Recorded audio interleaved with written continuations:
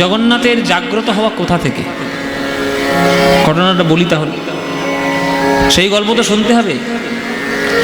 জগন্নাথ এত সাক্ষাৎ ভগবান কৃষ্ণের দ্বিতীয় স্বরূপ। জগন্নাথকে যারা যারা দর্শন করেছেন জেনে রাখবেন যে আপনারা সাক্ষাৎ ভগবান কৃষ্ণের দ্বিতীয় স্বরূপ দর্শন করেছেন। কেন? সেই গল্পটা তো জানতে হবে। কেন জগন্নাথকে জ্যান্ত ভগবান কেন বলে? একবার জ্যান্ত ভগবান, একবার জীবে আমাদের জ্যান্ত ঠাকুর রামকৃষ্ণ বলতেন জ্যান্ত ঠাকুর। যেমন আমাদের খড়দার শ্যামসুন্দরকে রামকৃষ্ণ ঠাকুর বলতে জ্যান্ত ঠাকুর, একেবারে সত্যিকার সাক্ষাৎ ভগবান। সেই সাক্ষাৎ ভগবান জগন্নাথ কেন তাকে বলা হয় সাক্ষাৎ ভগবান কৃষ্ণের দ্বিতীয় স্বরূপ? তার ঘটনা আছে, তার গল্প আছে, সেই গল্পগুলো জানতে হবে। শুনুন, সেই গল্পটা আপনাদেরকে বলে দিই, আজকে যখন সুযোগ পেয়েছি বলে দিই। ভগবান শ্রী রামচন্দ্র লঙ্কা বিজয় করে ঘরে এসেছে। 14 বছর বনবাস করার পর তিনি বাড়িতে ফিরে এসেছেন অযোধ্যায়। অযোধ্যায় ফিরে ভগবান রামচন্দ্র যে যা চাইছে তাকে তাই দিয়ে দিচ্ছে। রামচন্দ্র দয়ার অবতার, দয়ার সাগর, যে যা চাইছে তাকে তাই দিয়ে দিচ্ছে। হনুমান, তোমার কি চাই? হনুমান বলল, আমি তোমার চরণ ছাড়া কিচ্ছু চাই না, তোমার দাস হয়ে থাকবে। ভরত, তুই কি চাস? বলে, তোমার বন্ধু হতে চাই। লক্ষণ, তুই কি চাস? আমি বলে, আমি তোমার গুরুজন হতে চাই, আমি তোমার দাদা হব। এই জন্মে ভাই ছিলাম, আমি সামনের জন্মে দাদা হব। সবাই সবাইকে দিয়ে দিচ্ছে। একটা বানর সেখানে দাঁড়িয়েছিল, তার নাম কি? তার নাম হচ্ছে অঙ্গদ। ভালো করে গল্পটা শুনে নিন, আজকে ভালো করে শুনে নিন। অঙ্গদ বলে একটা বানর দাঁড়িয়েছিল, অঙ্গদ। এই অঙ্গদ কে? অঙ্গদ হচ্ছে বালি পুত্র অঙ্গদ, যে বালিকে বধ করেছিল ভগবান শ্রীরামচন্দ্র আড়াল থেকে সপ্ত তাল ভেদ করার পর। বালিকে বধ করেছিল, সেই বালির পুত্র হলো অঙ্গদ। তাহলে এইখানে একটা প্রশ্ন, যে বালি পুত্র অঙ্গদ তাহলে প্রভু সেবায়িত হলো কি করে? যখন বালি, দেখুন বালি জীবনে তার নানান ধরনের দুষ্কর্ম করেছে। ভগবান যখন তাকে বধ করেছেন, যখন বালি বুঝতে পারলো ইনি হচ্ছেন স্বয়ং ভগবান, তখন মরণের সময় অঙ্গদকে হাতে ধরে বলেছিল, বাবা অঙ্গদ, আমার জীবনে আমি ভগবানের চরণ সেবার সুযোগ আমি পাইনি, সেই ভাগ্য আমার হয়নি। বাবা মা সবসময় চায় সেটা তারা যেটা করতে পারেনি জীবনে, সেটা যেন তার ছেলে পুলেরা পারে। তা বাবা, আমি ভগবানের চরণ সেবা করতে পারিনি, কিন্তু তুই যেন চরণ সেবা করতে ভুলিস না। যাকে পেয়েছিস রামচন্দ্র ভগবান, ইনি হলেন জগতের বিশ্ব ব্রহ্মাণ্ডের মালিক, স্বয়ং ভগবান। যখন চরণ পেয়েছিস, চরণের সেবা করতে ভুলবি না, যা বলবে তাই করিস বাবা। অঙ্গদ কথা দিয়েছিল, বাবা তুমি যা বলছো আমি তাই করব। তাই অঙ্গদ ভগবান রামচন্দ্র যা যা বলেছে সেটা অক্ষরে অক্ষরে পালন করেছে। জানেন, অঙ্গদের পা টলানোর ক্ষমতা কারোর হয়নি লঙ্কায়। অঙ্গদ এত বড় রাম ভক্ত। অঙ্গদ গেছিল দূত হয়ে রাবণের রাজসভায়, বার্তা দিতে গেছিল যে এই যুদ্ধ বন্ধ করো, সীতাকে মাকে ফিরিয়ে দাও, তাহলে লঙ্কাটা বেঁচে যাবে। তখন রাবণ বলেছিল, দূত হয়ে এত বড় বড় কথা বলছিস, তোকে আমরা ধাক্কা দিয়ে ফেলে দিতে পারি জানিস। তখন অঙ্গদ নিজের পা ওই রাজসভার মধ্যে এইভাবে আটকে দিয়েছে, বলে আমাকে টলানোর ক্ষমতা তো দূরের কথা, আমার পাটা টলিয়ে দেখাও তোমার কোন লঙ্কার কোন বীরের ক্ষমতা আছে, আমার পা টলিয়ে দেখো। এই যে আমি আমার মাটির মধ্যে আমি পাটা রাখলাম, এই পাটা ওইখান থেকে সরিয়ে দেখাও তোমার কত বড় বীর আছে। কেউ পারেনি বাবা, স্বয়ং রাবণ পর্যন্ত উঠে এসছে। উঠে এসে যে চরণটা ধরতে গেছে, অঙ্গদ পা সরিয়ে খবরদার আমার পায়ে হাত দেবে। পায়ে যদি হাত দিতে হয়, আমার পায়ে হাত না দিয়ে বিশ্ব ব্রহ্মাণ্ডের মালিক রামচন্দ্রের চরণটা গিয়ে ধরো, যাতে বংশটা বেঁচে যাবে। যা রামচন্দ্রের চরণে গিয়ে শরণ নাও। এত বড় বীর ছিল অঙ্গদ। সেই অঙ্গদ প্রভুর যা বলেছে তাই করেছে। তাই 14 বছর বনবাস করার পর রামচন্দ্র যা চাইছে তাকে তাই দিচ্ছে। অঙ্গদকে ডেকেছে এইবার রামচন্দ্র, অঙ্গদ প্রভু এসো, তোমার কি চাই? আস্তে মাইরা, খুব গুরুত্বপূর্ণ ঘটনা। অঙ্গদ করজোরে বলছে, প্রভু আমার চাই, অবশ্যই চাই, একটা বর আমাকে দিতে হবে। বলো অঙ্গদ, কি বর তোমায় দেব? অঙ্গদ বলছে, প্রভু এই সভার সামনে আমি তোমার কাছে বর চাই, এমন একটা বর দাও যাতে আমার হাতে তোমার মরণ হতে পারে, এই বরটা দাও। আমার পিতা আমাকে আজ্ঞা দিয়ে গেছিল, আপনি যা বলবেন আমি তাই করব, করেছি, একটাও বাক্য আমি অমান্য করিনি। কিন্তু পিতার হত্যাকারী আমার চোখের সামনে রয়েছে। পুত্র ধর্ম আমার কি বলে? আমার পুত্র ধর্ম বলে যে আমার পিতাকে হত্যা করেছে তাকেও শাস্তি দিই। তুমি আমার পিতার হত্যাকারী, এই তোমারও যেন মরণ আমার হাতে হয়, এই বর দাও। তখন রামচন্দ্র মৃদু মৃদু হাসছে।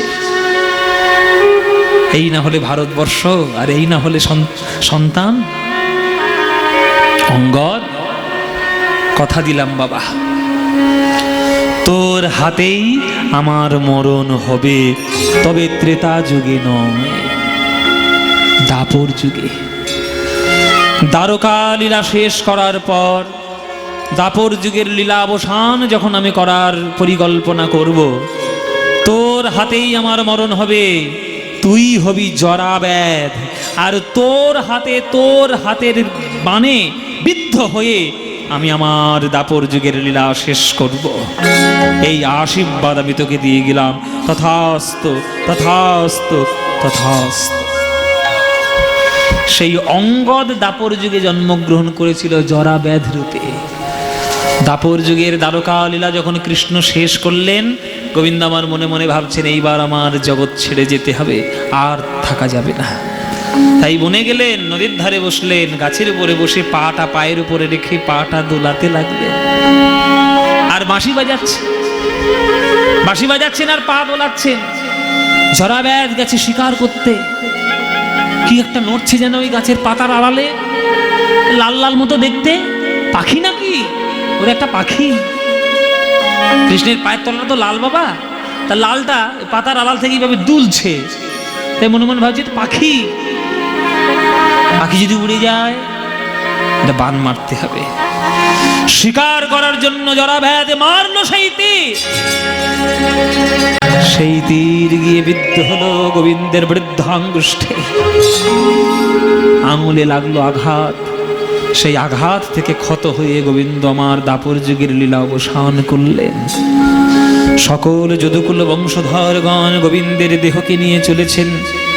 দেখুন, ভগবান তো তার প্রকৃতির ধর্মকে কখনো বিনষ্ট করবেন না, তাই তিনি চিতার উপরে উঠে তিনি পুড়ছেন।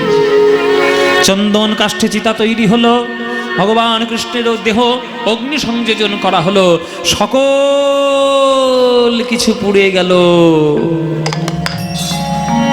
একটা জিনিস পুড়ল না। কি পুড়ল না?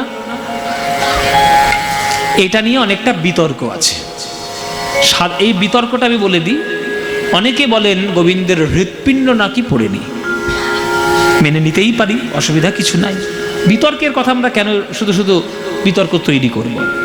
কিন্তু অনেকে বলেন নাভি পড়েনি, নাভিটা অবশিষ্ট ছিল। সাধারণ মানুষের দেখবেন, আমরা মানুষ যখন কাঠের আগুনে পোড়ানো হয় সব পড়ে যায়, কিন্তু দেহটা দলা মোচড় পাকিয়ে গুটিয়ে গিয়ে নাভির তৈলাক্তটা অবসান পড়ে থাকে। তা আমি যদি সামাজিক দৃষ্টিতে বা বাস্তব দৃষ্টিতে দেখি, হৃৎপিণ্ড কিন্তু পুড়েই যায়। কিন্তু ভগবানের হৃৎপিণ্ড হয়তো নাও পুড়তে পারে, সেই তথ্যটাও যে একেবারে ভুল আমি সেটাও বলছি। এটা আইদার হৃৎপিণ্ড আর নাভিকুণ্ড, যে কোনো একটা অবশিষ্ট পড়েনি। তা আমি ধরেই নিলাম হৃৎপিণ্ড, বা আমি ধরেই নিলাম নাভিকুণ্ড। যেটা পড়েনি, যে অংশটুকু পড়েনি, যেটা অবশিষ্ট ছিল, সেই অবশিষ্ট অংশটুকু যদুকুল বংশধরগণ সোনার ঘটিতে করে মুখটা বেঁধে দিয়ে, কাপড় বেঁধে দিয়ে, তুলসী পাতা গঙ্গা জল দেহাংশের যে ছাই, সেই ছাইটা দিয়ে সেইটা তারা ওই দ্বারকার সমুদ্রে গিয়ে তারা তর্পণ করে দিলেন।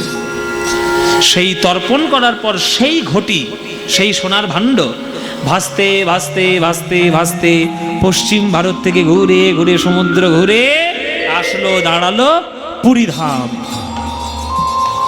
পুরীধামে যখন সেই ঘটি এসে দাঁড়ালো, সেই ভাণ্ড এসে থামলো, তখন ভগবান সকল ভক্তদের, পাণ্ডাদের স্বপ্ন দিলেন, অমুক জায়গায় আমার দাপর যুগের দেহ অবশেষটা ভেসে এসেছে, তোমরা এই দেহ অবশেষটা নিয়ে আসো। নিয়ে এসে এই যে আমার পুরীর মধ্যে দারু ব্রহ্ম মূর্তি, এই জগন্নাথ মন্দিরে আমার এই জগন্নাথ মূর্তির মধ্যে তোমরা প্রতিষ্ঠা করো। আজ থেকে আমি এইখানেই বসবাস করব। সঙ্গে সঙ্গে পাণ্ডা ভক্তরা সব ছুটে গেলেন, দৈতাপতিরা ছুটে গেলেন, দেখলেন অমুক জায়গায় ভেসে আছে একটা সোনার ঘটি, সোনার কলসি ভাণ্ড, সেইটা উদ্ধার করে নিয়ে এলেন। সেই হৃৎপিণ্ডই বলুন বা নাভিকুণ্ডই বলুন, সেই নাভি সমস্তটা অবশিষ্ট অংশটা নিয়ে সেই থেকে জগন্নাথ মূর্তির মধ্যে নিয়ম হয়ে গেল যে 12 বছর অন্তর অন্তর জগন্নাথের দেহ পরিবর্তন হয়।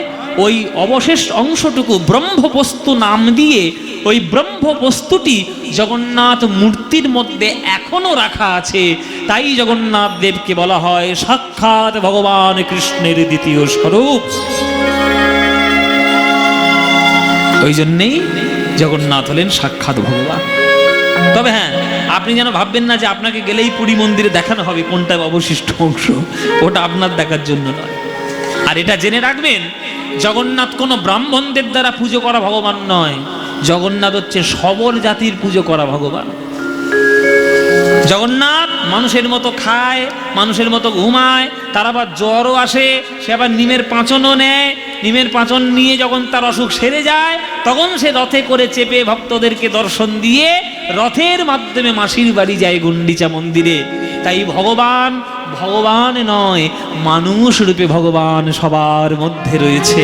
সেই তথ্য প্রতিষ্ঠা করার জন্য ভগবানের রথের মধ্যে বেরোলো। দুহাত ভরে কৃপা প্রদান করতে করতে জগন্নাথ যান ভক্তদেরকে উদ্ধার করার জন্য। জগন্নাথ স্বামী নয়ন পথগামী ভবতু মে। হরি হরি হরি। জগন্নাথ স্বামী নয়ন পথগামী ভবতু মে। আবার উলুধ্বনি। মহাম্বস্থিরে কণকরুচিরে নীল শিখরে বসান প্রসাদান্তঃ সহজ বলভদ্রেণ বলীনা মধ্যস্থ সুভদ্রা সকল সূর্য সেবা সরদো জগন্নাথ স্বামী নয়ন পথগামী ভবতু মে। জগন্নাথ স্বামী নয়ন পথগামী ভবতু মে। জগন্নাথ স্বামী নয়ন পথগামী ভবতু মে। গগরে ধনি রে ধনি সনি ধনি ধনি নি ধনি নি ধনি নি ধনি ধব ধব মদ ভব গম গরি গম পম গরি গম পদ নি রে সা গম পদ নি রে সা সা গম গম পদ নি রে সা। জগন্নাথ স্বামী নয়ন পথগামী ভবতু গম পম গরি গরি সরি গ রে গ পব গ পব গ পব গ প গ প গ প নি নি পানি নি পানি নি পানি পানি পানি পানি সা গ রে গ ধনি নি রে সনি সনি ধব মদ পম গম গ গম পম গরি গম পদ নি নি নি সা নি নি নি সা নি নি নি নি সা। জগন্নাথ স্বামী নয়ন পথগামী ভবতু মে ভবতু মে ভবতু মে। সবাই বলুন জগন্নাথ দেব কি, বলভদ্র জিউ কি, সুভদ্রা মাই কি, শ্রীকৃষ্ণ চৈতন্য মহাপ্রভু কি। আজকে যেমন আপনাদের বহুরুলেও হরে কৃষ্ণ নাম হচ্ছে, খবর নিয়ে দেখুন আমেরিকা, জাপান, জার্মান, ইটালি সমস্ত জায়গায় রথের সময় রথ বেরিয়েছে হরে কৃষ্ণ নাম নিয়ে। সব জায়গায়, প্রত্যেকটা জায়গায় হরে কৃষ্ণ নাম বেরিয়েছে। এই যে সারা পৃথিবীতে একটা রথ হরে কৃষ্ণ নাম নিয়ে সবাই খোলকত্তাল বাজিয়ে নিয়ে বেড়াচ্ছে, সেটা কার জন্য হয়েছে? হয়েছে আমার নিমাইয়ের জন্য, হয়েছে আমার গৌরাঙ্গ মহাপ্রভুর জন্য। তিনি যদি আজকে না শেখাতেন হরে কৃষ্ণ নাম, আমরা শিখতেই পারতাম না। আজকে নিউ ইয়র্ক, আমেরিকা হচ্ছে ভারত পৃথিবীর সব থেকে ধনী দেশ, আর সেই ধনী দেশের মধ্যে সব থেকে ধনী শহর হচ্ছে, ব্যস্ততম শহর হচ্ছে নিউ ইয়র্ক। যে নিউ ইয়র্কের একটা গোটা রাস্তা বন্ধ করে সারা দিন কালকে রথযাত্রার মেলা হয়েছে। সে রাস্তাটা আমি নিজে হেঁটে এসেছি। গতবারে যখন আমেরিকা গেছিলাম আমি নিজে ওই রাস্তা হেঁটে এসেছি। আমি দেখেছি যে কোন, আমি ওখানে আমার এক কাকু রয়েছে, সে কাকুকে জিজ্ঞেস করলাম যে কোন রাস্তাটা ইস্কনের রথ হয়, কোন জায়গাটায় রথ বেরোয়, আমাকে একটু সেই রাস্তাটায় নিয়ে চলুন। রাত্রির বেলায় আমাকে নিয়ে গেল, সে বিরাট চওড়া রাস্তা। শহরের রাস্তা তো আমেরিকার রাস্তা, মানে বুঝতেই পারছেন কি বিরাট ব্যাপার। সেই রাস্তাটা বন্ধ করে কালকের গোটা দিন রথের মেলা হয়েছে। এই ক্ষমতাটা, এই সাহসটা দিয়েছে কে?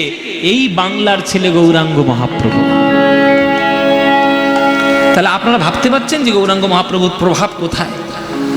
পৃথিবীতে যত আছে নগরাদি গ্রাম, সর্বত্র প্রচারিত হইবে মোর নাম। এটা মহাপ্রভু নিজের মুখের বাণী, এই অস্বীকার করার কিছু উপায় নেই, অসত্য কখনো হবেই না। সেই মহাপ্রভুর চরণে আপনি যদি একটু নিজেকে অর্পণ করতে পারেন, তবেই আপনার জীবনটা সঠিক হবে, তবেই সঠিক হবে। ওই জন্যে গৌরাঙ্গ মহাপ্রভুর চরণে আপনারা সব সময় প্রার্থনা করবেন যে প্রভু তুমি ঠাকুর রূপে এসেছো নদিয়ার ঘরে, আজকে তুমি ঠাকুর রূপে আসো আমার হৃদয়ের ঘরে।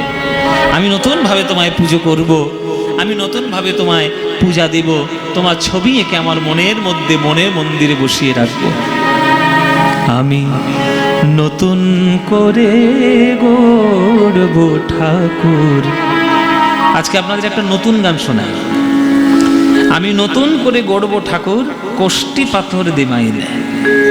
এই গানটা রচনা করেছে নজরুল ইসলাম। নজরুল ইসলাম এসব গান কীর্তনের আসলে বেশি শুনতে পাবেন না, কিন্তু চেষ্টা করি আমি সেই সব গানগুলো আপনাদেরকে শোনানো। এত সুন্দর একটি গান লিখেছে নজরুল ইসলাম। ভাবতে পারছেন যে বাংলা কোথায় গৌরাঙ্গ মহাপ্রভুর জন্য? আপনারা সবাই গানটি শুনুন। এই গানটি রিলিজ করেছি আমার চ্যানেলে, পদ্ম পলাশ প্রোডাকশন, আমার ইউটিউব চ্যানেলে। এটা গত পরশু দিন রিলিজ হয়েছে, তো বহু মানুষ অলরেডি দেখে নিয়েছেন। তা আপনারা, সেটা ইউটিউবে হয়েছে, এখন আপনাদের একটু লাইভ শোনাবো, সামনাসামনি একটু গানটা আপনাদেরকে শোনাই। এই হচ্ছে নজরুল ইসলাম, এই হচ্ছে নজরুল ইসলাম। যারা ভাবের ভক্ত হবে, এই গান শুনে তাদের চোখে জল ঠেকিয়ে রাখা যাবে না।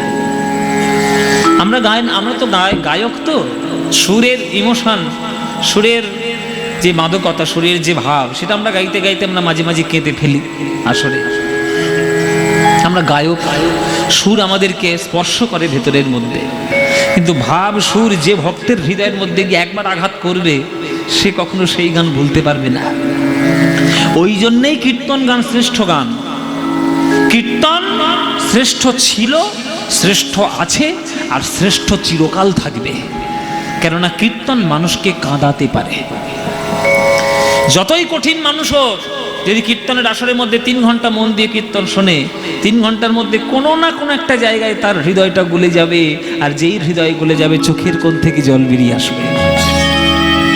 এটাই হচ্ছে কীর্তনের সার্থকতা। অন্য কোনো গান গিয়ে আপনি কাঁদতে পারবেন না, কীর্তন শুনে কাঁদতে পারবেন। অন্যান্য গান শুনে নাচা ফাচা যায় খুব ভালো, মানে খুব ডিস্কো ডান্স ফান্স করে একেবারে খুব আসর পাশর ভেঙে দেওয়া যায় ভালো, কাঁদা যায় না। কিন্তু যে গান মানুষকে কাঁদাতে পারে, সেই গান মানুষের মনে চিরকাল দাগ কেটে দিতে রয়ে যায়। ওই জন্য নজরুল ইসলাম, নজরুল গীতি এমন একটা গান, যে সব গানগুলো শুনলে হৃদয়ের মধ্যে ভক্তি হবেই হবে। সেই গানটা আজকে আপনাদের একটা গান শোনালাম, যে নতুন করে গড়ব ঠাকুর, কোষ্টি পাথর দেবা এনে, দেব হাতে বাঁশি, মুখে হাসি, দাগর চোখে কাজল টেনে। কি ভাষা! এই জন্য নজরুল ইসলামকে কোটি কোটি দণ্ডবাদ জানাতে হয়। তা আপনাদের মনের মধ্যে, আপনাদের মনের মন্দিরে যেন ওই ভগবানটা বসে থাকে যে আপনার মনের মন্দির থেকে কোনোদিন সরে যাবে না। সেই ভগবানকে একবার বসিয়ে রাখো, সেই ভগবানকে হৃদয়ের মধ্যে বসান। সেই ভগবানকে বসানোর জন্য হরিনাম রূপী রাস্তা আমাদের দরকার। তাই বড়ই অবতার ভাই, বড়ই অবতার, পতিতের বিলাবল প্রেমের ভান্ডার। আজকের আমরা আস্বাদন করব নীলাচলে মহাপ্রভুর লীলা। এখানকার কর্তৃপক্ষের ছোট ছোট ভাইরা এবং কর্তৃপক্ষের যারা বয়োজ্যেষ্ঠ রয়েছেন তারা আমাদের অনুরোধ করেছেন যে রথের প্রসঙ্গ চলছে, তাই আপনার মুখ থেকে আমরা নীলাচলে মহাপ্রভুর কথা আস্বাদন করব। তা চলুন আমরা নীলাচলে মহাপ্রভুর লীলাগুলো আস্বাদন করব। প্রচুর লীলা তো রয়েছে, চৈতন্য চরিতামৃত ধরলে সে লীলা করে ধরে শেষ করতে পারবেন না, এত লীলা। এক সপ্তাহ 10 দিন 15 দিন চলে যাবে, তো লীলা শেষ হবে না। সবগুলো তো আর 3 ঘন্টার মধ্যে গাওয়া যায় না। যতটুকু আমাদের জানা রয়েছে এবং আমাদের সাধ্য রয়েছে করার মতো, সেটুকুই আজকে আপনাদেরকে শোনাবো নীলাচলে মহাপ্রভুর কথা। চলুন লীলা শুরু করি। হ্যাঁ, বলছে বড়ই অপরূপ ভাই রে গোরাচাঁদের লীলা, রাজা হইয়া কাঁধে করে বৈষ্ণবের ঝোলা। বড়ই অপরূপ ভাই রে আমার গোরাচাঁদের লীলা,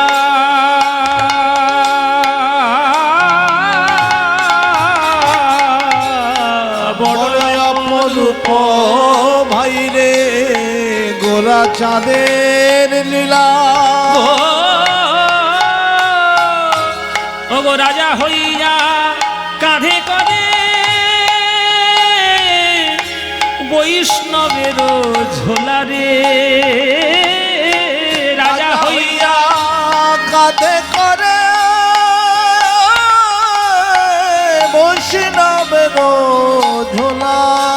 রাজি অভিমান দূরে যায়, রাজি অভিমান দূরে যায়। যদি একবার কৃপা করে আমার গোরা রায়, রাজ অভিমান দূরে যায়। যদি কৃপা করে আমার গোরা রায়, রাজ অভিমান দূরে যায়। যদি কৃপা করে আমার গোরা রায়, রাজ অভিমান দূরে যায়। যদি কৃপা করে আমার গোরা রায়, রাজ অভিমান দূরে যায়। তাই রাজা হইয়া কাঁধে করে বৈষ্ণবের ঝোলা।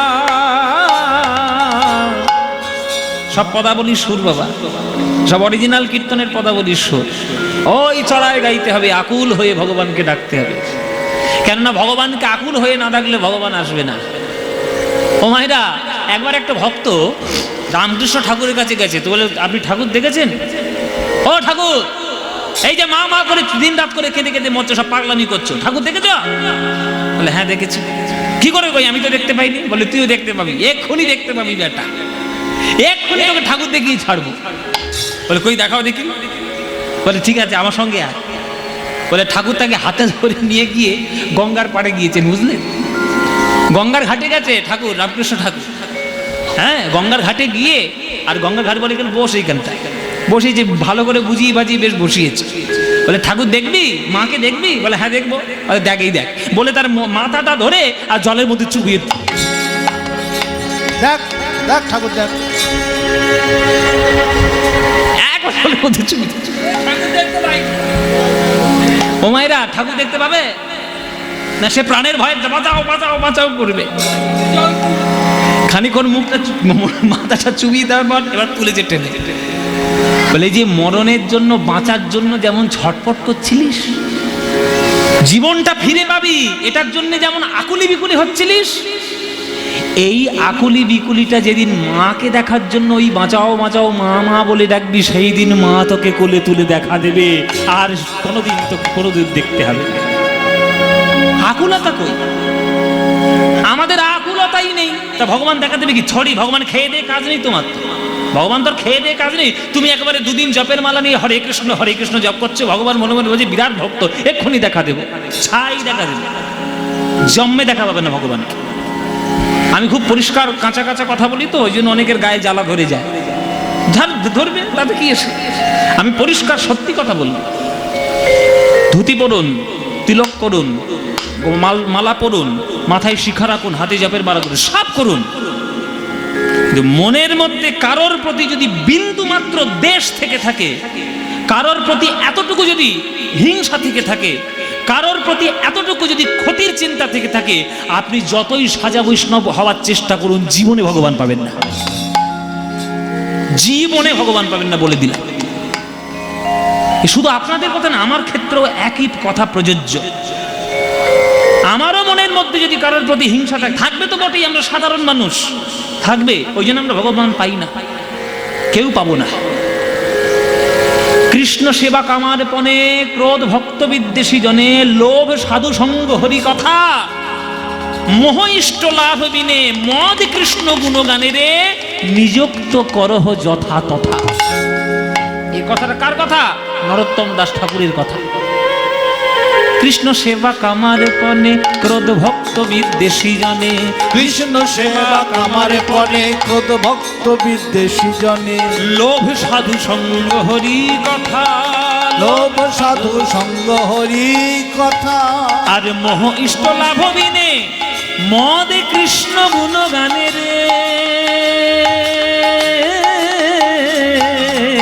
মোহ ইষ্ট লাভ বিনে, মদ কৃষ্ণ গুণগানে রে, নিযুক্ত করিহ যথা তথা, নিযুক্ত করিও যথা তথা। নরোত্তম দাস ঠাকুর বলে দিলেন, কামকে কোন কাজে লাগাবে? কৃষ্ণ সেবায় লাগাও। ক্রোধকে কোন কাজে লাগাবে? কৃষ্ণ ভক্ত বিদ্বেষী যারা, তাদের প্রতি লাগাও। মদ কোন কাজে লাগাবে? আমি কৃষ্ণের দাস বলে অহংকার করবে। মোহ যতদিন না ভগবানের চরণ পাবে। তাহলে মাৎসর্য কোথায় গেল? মাৎসর্য কোথায় গেল? নরোত্তম দাস ঠাকুর বলছে, বৈষ্ণব যারা হতে চাইবে, যারা বৈষ্ণব জগতে পদাঙ্ক অনুসরণ করে চলতে চাইবে, তার মনের মধ্যে হিংসা দেশ থাকতেই পারে না, থাকতেই পারে না। যদি থেকে থাকে তাহলে তার বৈষ্ণব হওয়ার অধিকার নাই। আমার কথা নয়, নরোত্তম দাস ঠাকুরের কথা। আপনি আর আমার কথা শুনবেন কেন? আপনারা তো মহাজনদের কথা শুনবেন। যখন রোগ হয় তখন হাতুড়ে ডাক্তারদের কাছে যান না ডিগ্রিধারী ডাক্তারদের কাছে যান? কি গো মায়েরা, পেট যন্ত্রণা হচ্ছে, খুব অপারেশন করতে হবে। পাড়ার যে মদন, যে ডাক্তারি করে বেড়ায়, হাতুড়ি ডাক্তার, তার কাছে গিয়ে অপারেশন করাবেন না ভালো বহরমপুরে গিয়ে, ভালো হসপিটালে গিয়ে অপারেশন করাবেন? কোথায় করাবেন? তোর বহরমপুর যাবি, তার আগে তোর গঙ্গা জলে চুবি।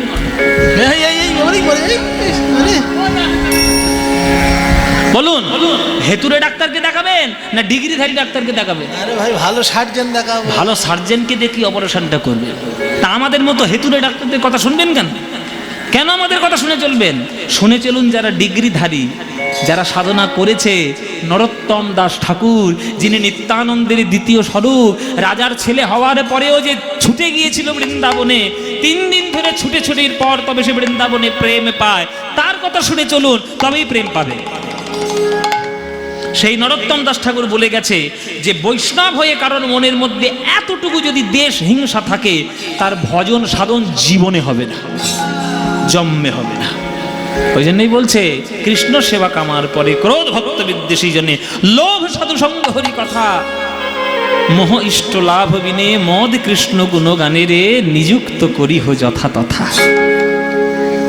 ওই জন্যই মহাপ্রভুর চরণটা ধরতে হয়, যাতে বৈষ্ণবীয় আচার আচরণ শেখা যায়।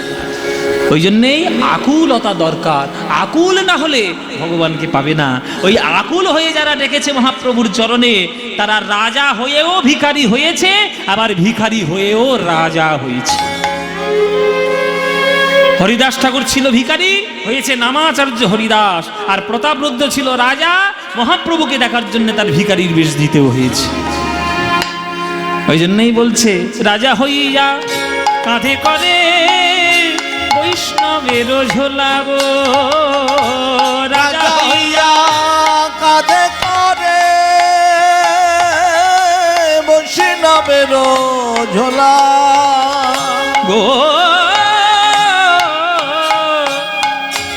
গৌরাঙ্গ করুণার কথা আমি কহিতে না পারি গো, গৌরাঙ্গ করুণার কথা কহিতে না পারি। এই সংকীর্তন মাঝে নাচে কুলের বৌহারি গো। সংকীর্তন মাঝে নাচে কুলের বৌহারি। এই যে কোনো কীর্তনের আসরে আপনারা দেখবেন এখন বর্তমান কালে সব থেকে কীর্তনীয়াদের দর্শকদের মধ্যে কাদের ভিড় বেশি হয়? মেয়েদের ভিড় বেশি হয়। হ্যাঁ, এটা বলছে ক্যামেরাদের ভিড় বেশি হয়। তা তো হবে, সবার হাতে হাতে এখন মোবাইল চলে এসছে, ক্যামেরা চলে এসছে, সব মোবাইল ধরেছে। এখনকার কীর্তনের আসলে সব থেকে বেশি ভিড় মেয়েদের হয়। আপনারা নিজেদের মধ্যেই তাকিয়ে দেখুন কটা ছেলে আছে কটা মেয়ে আছে। এখনো প্রচুর জায়গা পায়নি, এখনো কেউ কেউ জায়গা পায়নি। ওই যে রাস্তায় দাঁড়িয়ে, হ্যাঁ গো জায়গা পাবনি কেন? চোখে কি নেবে? এই জায়গাটা কি হয়েছে? ওইখানে দাঁড়িয়ে দাঁড়িয়ে পাঁপড় ভাজা খাবে, কীর্তন শুনবে।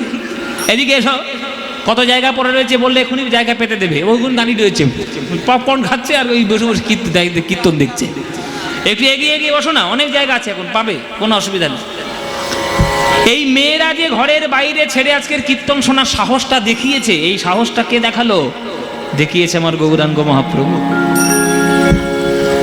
গৌরাঙ্গ মহাপ্রভুই বলেছেন যে জননীরা যদি আগে কীর্তন না শোনে সন্তান কৃষ্ণ ভক্ত হবে কি করে। তাই মায়েদের কীর্তন শোনা খুব জরুরি। আপনারা কীর্তন শুনুন, শুধু শুনে এই কান থেকে ওই কান থেকে বের করে দিলে হবে না, হৃদয়ের মধ্যে হৃদয়ঙ্গম করুন, তবেই না আপনারা কীর্তন। আপনারাই তো জগতের সৃষ্টি রক্ষার আপনারা গুরু দায়িত্ব। 10 মাস 10 দিন গর্ভধারণ কোনো পুরুষ করে না কোনো নারী করে? নারী করে। একটি নারীর গর্ভেই সন্তান জন্ম নেয়, সেই নারী মা হয়, সেই নারী জগৎকে বিভিন্নভাবে বিস্তার করে জগৎকে সৃষ্টি করার কাজে লেগে যায়। তাই মা হচ্ছে দেবী স্বরূপ। কেবলমাত্র হিন্দু সনাতন সংস্কৃতিতে মাতৃদেরকে, মায়েদেরকে দেবী জ্ঞানে সম্মান করে পুজো করা হয়, অন্য কোনো ধর্মে পুজো করা হয় না, কোনো ধর্মে নয়। সমস্ত ধর্মে নারী একটা ভোগবর্ণ, কিন্তু হিন্দু সংস্কৃতিতে নারী হলো দেবী। এই যে অম্বুবাচী গেল, অম্বুবাচী মানে কি? মায়ের রজস্বলা হওয়ার দিন। এটা তো একটা মাসিক বৃত্তি, এটা তো একটা প্রকৃতি। তাহলে জগৎ যে জগৎ জননী মা কামাখ্যা, তিনিও যদি রজস্বলা হতে পারেন তবেই তো তিনি জগৎকে সৃষ্টি করেন, তবেই না তিনি মহামায়া। বৈষ্ণব আমাদের বিষ্ণু যখন মায়ার প্রদীক্ষণ করেন তখন মায়া হয় গর্ভবতী, আর মায়া কোনো সন্তান প্রসব করেন, অজস্র ব্রহ্মাণ্ডে জন্ম দেয়। সেই জন্ম দেওয়ার প্রক্রিয়া স্বয়ং মা জগৎ জননী করছেন। সেই জগৎ জননীর অংশ স্বরূপ আপনারা হলেন অংশ স্বরূপ, আপনারা দেবী, আপনারা মা, আপনারা মাতৃজাতি। তাই আপনাদের গর্ভে যদি কৃষ্ণ ভক্ত সন্তান জন্ম না নেয় তাহলে গর্ভটাই হলো বৃথা। তাই মহাপ্রভু বললেন মায়েদেরকে কীর্তন শোনাও। এই জন্য বলছে গৌরাঙ্গ করুণার কথা কহিতে না পারি, সংকীর্তন মাঝে না আছে কুলের বৌহারি। সংকীর্তন মাঝে নাচে কুলের বৌহারি ও। সংকীর্তন মাঝে নাচে কুলের বৌহারি। যবনেও নাচে গায় আরে বলে হরি নাম গো। যবনেও নাচে গায় বলে হরি নাম। ও গো হেন অবতারে সে বঞ্চিত বলরাম গো। হেন অবতারে সে বঞ্চিত বলরাম। ও হেন অবতারে সে বঞ্চিত বলরাম। হেন অবতারে সে বঞ্চিত বলরাম। বলরাম দাস কেঁদে বলে এবারে আমি বঞ্চিত হলাম, এবার আমি বঞ্চিত হলাম। এমন করুণা সিন্ধু অবতারে ওগো এবারে আমি বঞ্চিত হলাম। এমন করুণা সিন্ধু অবতারে এবার আমি বঞ্চিত হলাম। এমন করুণা সিন্ধু অবতারে ওগো খেয়ে শুয়ে দিন কাটালাম, হরি হরি না বলিয়া খেয়ে শুয়ে দিন কাটালাম। হরি হরি না বলিয়া খেয়ে শুয়ে দিন কাটালাম। হরি হরি না বলিয়া। ও ওগো এবারে আমি বঞ্চিত হলাম, হেন যাব তারে সে বঞ্চিত বলরাম গো। হেনয়ব তারে সে বঞ্চিত বলো রাম গো। হেন অবতারে সে বঞ্চিত বলরাম, হেন অবতারে সে বঞ্চিত বলরাম। তাই মহাপ্রভুর করুণা, মহাপ্রভুর কৃপা আপনাদের যেন সদা সর্বদা লাভ হয়, সেই চেষ্টা করুন। বাঙালি জাতি হয়ে মহাপ্রভুকে ডাকবেন না, তাহলে বাঙালি জাতি হয়ে জন্ম আপনার বৃথা হয়ে গেছে। ভুল করে বাঙালি হয়ে গেছে, অন্য কিছু হওয়া উচিত ছিল। বাঙালি হয়েছেন যখন, ঘরের কোণে যেখানেই বসবেন গৌরের নাম গাইবেন, প্রাণ ভরে গৌরের নাম গাইবেন। ভজ গৌরাঙ্গ কহ গৌরাঙ্গ, লহ গৌরাঙ্গের নাম রে। ভজ গৌরাঙ্গ কহ গৌরাঙ্গ, লহ গৌরাঙ্গের নাম রে। যে জন গৌরাঙ্গ ভাজে। এই গানটা ভালো লাগে আপনাদের? তাহলে গাইব, নাহলে শুধু শুধু সময় নষ্ট করবো না। গাইব? ও মায়েরা ভাল লাগে? সত্যি বলছো? সত্যি? সিরিয়ালের দিব্যি তোমাদের ঘরে ঘরে সন্ধ্যেবেলা করে কি হয় আমি ভালো করেই জানি। প্রত্যেক দিন প্রত্যেকের বাড়িতে অনুরাগের ছোঁয়া, ফুলকি, তারপর কি উঠেছে গীতা LLB। ওসব ঢং থেকে কি হয়? ঢং ছাড়া কিচ্ছু নয়। শাশুড়ির খাবারে বিষ মাখাবেন কি করে, বৌমার গলা টিপে মারবেন কি করে, আর নায়ককে ধসটা ধরে ধরে বিয়ে দেবেন কি করে, এই সিরিয়াল আবার কি। যারা দামি দামি অভিনেত্রীরা তারা পর্যন্ত বিরক্ত হয়ে সিরিয়াল ছেড়ে দেয়, বলে বাবা দুদিন পরে একই ঘ্যানর ঘ্যানর হতে থাকে, ওসব সিরিয়াল থেকে কোনো করে কোনো লাভ নাই। কেন দেখেন সব? আগেকার দিনের মেয়েরা তুলসী তলায় প্রদীপ দিয়ে নিজেরা তারা পড়াশোনা করতো, রামায়ণ পড়তো, মহাভারত পড়তো, লক্ষ্মীর পাঁচালী পড়তো, চাঁদ সদাগরের কাহিনী, মনসা মঙ্গল কাব্য পড়তো, চৈতন্য মঙ্গল কাব্য পড়তো। এখন সেই সব বন্ধ করে দিয়ে গীতা LLB, ফুলকি। খবরদার দেখবেন না, সব বন্ধ করবেন একবার। নিজেরা এসে এই দুর্গা মন্দিরে নিজেরা করতাল নিয়ে বসে বসে কীর্তন করবেন। মন্দিরে না আসতে পারলে ঘরে বসে করবে, গৌরাঙ্গের নাম করুন। যেটা ভালো হবে সেটাই বলছি, না করতে পারলে তোমরাই নরকে ঢুকবে, আমার কি, আমার কিচ্ছু এসে যায় না। আমার বলার দরকার, বলার কর্তব্য, তাই বললাম। ভালো করলে তোমাদের ভালো, না করলে তোমাদের গেল। তাই সময় পেলে সকাল সন্ধে গৌরাঙ্গের নাম করো। হ্যাঁ, তাহলে ভালো। এই গানটা ভালোবাসো তো? ভজ গৌরাঙ্গ কহ গৌরাঙ্গ, লহ গৌরাঙ্গের নামটা ভালোবাসো তো মায়েরা? সত্যি বলছি তো? তাহলে ভজ গৌরাঙ্গ কহ গৌরাঙ্গ, লহ গৌরাঙ্গের নাম রে। এ গান বাঙালির মনের গান, প্রাণের গান। এ গান যাদের যাদের ভাল লাগে না, উলুধ্বনি দাও জোরে জোরে একবার।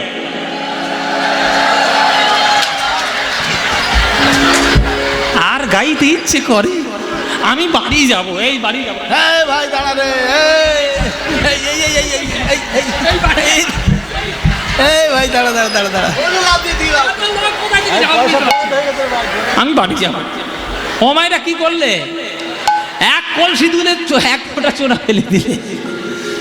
আমি কি বলেছি? যারা যারা এই গানটা ভালোবাসো না তারা উলুধ্বনি দাও। অমনি উলুধ্বনি দিচ্ছে। এই এই এই এই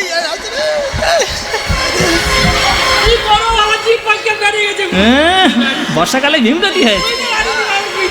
ও মায়েরা কি হয়েছে? ভুল হয়েছে তো? মায়েরা বলছে বাবা ভাবের গতি দিয়ে ফেলেছি, বাবা কি করো, ভুল হয়ে গেছে। তা ভুল যখন হয়েছে একবার শুধরে নাও। এইবার যারা যারা এই গানটি ভালোবাসো, এইবার উলুধ্বনিটা তারাই দাও দেখি। না না, ভালোবাসো, ভালোবাসো। ভুল করে দিয়ে ফেলেছে, তা কি করবে?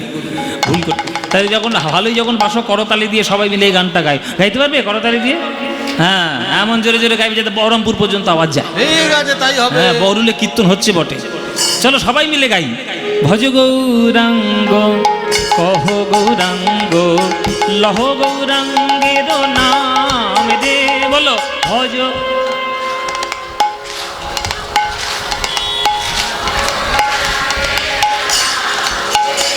আহা গো, সব কটার খিদে পেয়েছে, কি করি বলো রে?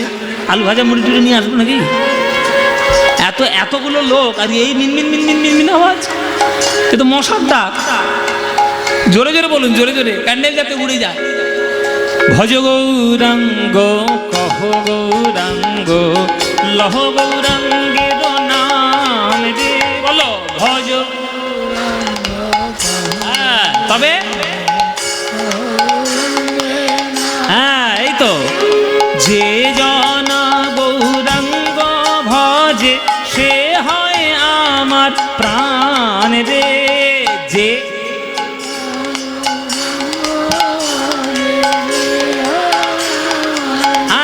বাহ, প্রভাতে কালে হা গৌরাঙ্গ যে বালে একবার রে। প্রভাত কালে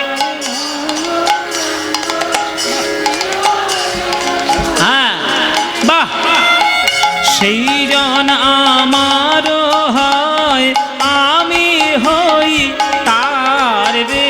বলো সে জন আমি তা। এবার হাত তুলে সবাই ভজ গৌরাঙ্গ কহ গৌরাঙ্গ লহ গৌরাঙ্গে নাম রে। ভজ গৌরাঙ্গ কহ গৌরাঙ্গ লহ গৌরাঙ্গে নাম রে। আহা রে জনা গৌরাঙ্গ ভজে সে হয় আমার প্রাণ রে। যে জনা গৌরাঙ্গ ভজে সে হয় আমার প্রাণ রে। আহা ভজ গৌরাঙ্গ কহ উলুধ্বনি উলুধ্বনি লহ গৌরাঙ্গের নাম রে। ভজ গৌরাঙ্গ কহ গৌরাঙ্গ লহ গৌরাঙ্গের নাম রে। ভজ নিতাই গৌর হরি হরি হরি বল। গৌরাঙ্গের নাম রে। ভজ গৌরাঙ্গ কহ গৌরাঙ্গ লহ গৌরাঙ্গের নাম রে। বলো আনন্দ হয়েছে কিনা? হয়নি? এই আনন্দ আর কোথাও পাবে? এই আনন্দ পেতে গেলে প্রত্যেক বছর এখানে কীর্তন শুনতে আসতে হবে। আসবেন? প্রতি বছর আসবেন? সবাই আসবেন? ব্যাস, আপনারা এলেই আনন্দ হবে। এই আনন্দ কার দ্বারা পেয়েছি? মহাপ্রভুর দ্বারা। সেই মহাপ্রভু কি করে নীলাচলে লীলা করলেন, সেই লীলা আজকে আমরা দর্শন করব। চলো 24 বৎসরের যেই শেষ মাঘ মাস, তাহার শুক্ল পক্ষে প্রভু আমার করিলেন সন্ন্যাস। মহাপ্রভুর প্রকট লীলা টোটাল ছিল 48 বছর। আস্তে আস্তে, কথা নয়। মহাপ্রভু টোটাল 48 বছরের তার জীবনকাল, লীলার সময় ছিল 48 বছর। প্রথম 24 বছর ছিল তার নবদ্বীপ লীলা, বাকি 24 বছর ছিল তার সন্ন্যাস লীলা। এবার চৈতন্য চরিতামৃতে বা শাস্ত্রে লেখা আছে যে 24 বৎসরের যেই শেষ মাঘ মাস, মহাপ্রভুর জন্মদিন কবে? মহাপ্রভুর জন্মদিন কবে? আপনারা তাদের কীর্তন শুনছেন, জানা তো উচিত। মহাপ্রভুর জন্মদিন কবে? এই হচ্ছে মুশকিল। এই হচ্ছে সিনেমাদের নায়ক নায়িকাদের জন্মদিন কবে সব মুখস্থ করে বসে আছে। মহাপ্রভুর জন্মদিন কবে সেইটা জানে না। বলো মহাপ্রভুর জন্মদিন কবে? এই এতক্ষণ পর একটা ঠিক উত্তর এল। মহাপ্রভুর জন্মদিন হচ্ছে দোল পূর্ণিমার দিন। তা দোল পূর্ণিমাটা কোন মাসে পড়ে? ফাল্গুন মাসে। তাহলে ফাল্গুন মাস 24 বছরের শেষ মাঘ মাস, মানে 24 বছর পূর্ণ হতে যাবে তার শেষ মাঘ মাস। ফাল্গুন মাসের আগে কি মাস আসে? মাঘ মাস। ওই মাঘ মাসেই শুক্লপক্ষে প্রভু আমার করিলেন সন্ন্যাস। শুক্লপক্ষে মহাপ্রভু করিলেন সন্ন্যাস। এই যে সন্ন্যাস তিনি গ্রহণ করলেন, কার কাছে গ্রহণ করলেন, কোথায় গ্রহণ করলেন? আপনাদের কাছাকাছি জায়গা। জায়গাটার নাম হচ্ছে কাটোয়া। কাটোয়া। এই কাটোয়ায় কেশব ভারতীর চরণে তিনি সন্ন্যাস মন্ত্রে দীক্ষা নিতে এলেন। 24 বছর বয়সে নিমাই এসছে সন্ন্যাস হতে। গুরুদেব, আপনি আমাকে দয়া করে সন্ন্যাস মন্ত্রে দীক্ষা দিন। না, নিমাই 24 বছরে সন্ন্যাসী হতে এসছো? একটা পড়াশোনা জানা ছেলে, একটা শিক্ষিত ছেলে, এইভাবে ধর্মের অপমান করছো? তুমি তো শাস্ত্র পড়েছো। চতুরাশ্রম প্রথার মধ্যে সন্ন্যাসকাল কোন জীবনে? 100 বছর যদি আয়ু হয়, 25 বছর পর্যন্ত তার ব্রহ্মচর্য করতে হয়। 25 থেকে 50 গার্হস্থ সংসারী হতে হয়। 50 থেকে 75 বানপ্রস্থ সংসারের মায়া ত্যাগ করতে হয়। তারপরে সন্ন্যাসের নিয়ম। আর তুমি 24 বছর বয়সে সন্ন্যাসীতে এসছো। এই তুমি পড়াশোনা জানো? বাড়িতে বৃদ্ধা মা আছে, সদ্য তুমি বিবাহ করেছো বিষ্ণুপ্রিয়াকে, সেই মেয়েটা ঘরে রয়েছে, এইভাবে তাদের কাঁদানোটা ঠিক নয়। বাড়ি যাও, বাড়ি যাও নিমাই, বাড়ি যাও। তারা কাঁদবে, কত হাজার হাজার ভক্ত কাঁদবে, তুমি কেন এইভাবে জেদ ধরছো? আমি তোমাকে সন্ন্যাস দেব না নিমা।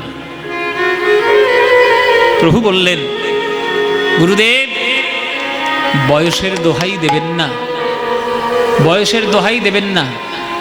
যার হয় তার চারেই হয়, আর যার হবার নয় তার 4 লক্ষতেও হবার নয়। আপনি আমাকে বয়সের দোহাই দেবেন না। আপনি তো বলছেন যে 50 বছরের পর থেকে যেন হরিনাম আমি সন্ন্যাসের জীবনটা শুরু করি। আরে 50 বছর বয়স হলেও হবে না, 50-তেও হয় না, 50-তেও হয় না, অহংকারে না ভাঙিলে 50-এও হয় না, পঞ্চ অহংকার না ভাঙিলে 50-তেও হয় না, পঞ্চ অহংকারে না ভাঙিলে 50-এও হয় না, পঞ্চ অহংকার না ভাঙিলে 50-তেও হয় না। জাতি বিদ্যা মহত্তঞ্চ রূপ যৌবনে ববচ, এই পঞ্চ অহংকার যদি আপনি কাটাতে না পারেন 50 বছর বয়সেও তার হবে না। ঠিক আছে, তাহলে 60 বছর বয়স হবে। 50 হবে না তো 60 হবে। 60-তেও হয় না, 60-তেও হয় না, 60-তেও হয় না, 60-তেও হয় না, ষড়রিপু না কাটিলে 60-তেও হয় না, ষড়রিপু না কাটিলে 60-তেও হয় না। কাম ক্রোধ লোভ মোহ মদ মাৎসর্য, এই 6টা রিপু যদি না কেটে যায় তাহলে 60 বছর বয়সে হবে না। ঠিক আছে, তাহলে 70 বছর বয়সে হবে, হয় না। 70-এও হয় না, 70-এও হয় না, সপ্তরস ভেদে না জানিলে 70-এও হয় না, সপ্তরস ভেদে না জানিলে 70-এও হয় না। আহ, ভালো তর্ক শুরু করেছে নিমাই। 80-তে হবে, 80 80 80 ও মায়ের 80 সিনেমা দেখেছেন? 80-তে 80ও না। ভানু বন্দ্যোপাধ্যায় সিনেমা দেখেছেন? 80-তে 80ও না। 80 বছর বয়সে হরিনাম হবে না কেন? অষ্টপাশ না কাটিলে 80-তেও হয় না। হরি বল, হরি বল। না কাটিলে 80-তেও হয় না। অষ্টপাশ না কাটিলে, অষ্টপাশ ঘৃণা লজ্জা ভয় মান কুল শীল জাতি অভিমান, এসব না কাটলে 80 বছর বয়সও হবে না। হবে না, হবে না, হবে না। এ খালি 10-10 করে বাড়ায়। 50 থেকে 60, 60 থেকে, তাদের আর অন্য কোনো হিসেব নেই, শুধু টাকা, শুধু টাকা। হ্যাঁ, শুধু টাকা, টাকা, এ টাকা ছাড়া কিছু জানে না। রাত দিন শুধু টাকা টাকা করে। কেন রে ওরকম করিস? আছে বাবা, টাকা ছাড়া তারা কিচ্ছু বোঝে না। কিন্তু তারা যদি ওই রকম বিষয়ের পাঁকের মধ্যে ডুবে থাকে, মরণের সময় সব মনে পড়বে, হরিনাম মনে পড়বে না। বিষয় বিষে না কাটিলে 120-এও হয় না, বিষয়ে বিষে না কাটিলে 120-এ হয় না। আমার ঘাট হয়েছে নিমাই, আমায় ক্ষমা করে দাও। তোমার সঙ্গে তর্ক করতে যাওয়াটা আমার বৃথা। ঠিক আছে, আমি তোমাকে সন্ন্যাসী মন্ত্রে দীক্ষা দেবো, সন্ন্যাস মন্ত্রে যাও, মুন্ডন করে এসে যাও। কি বললো? কি এটা বললো? মুন্ডন? মুন্ডন মানে কি গো? ও মাইরা, মুন্ডন মানে কি? ন্যাড়া হওয়া। গুরুদেব মুন্ডন করবো কার কাছে? বলে আমাদের কাটোয়ায় সব থেকে ভালো নাপিত একটা আছে, তার নাম কি? বলে মধু পরামানিক। মধু কোনটা? বলে ওই হচ্ছে মধু, মধু, এইটা মধু। ও মায়েরা, এটা মধু।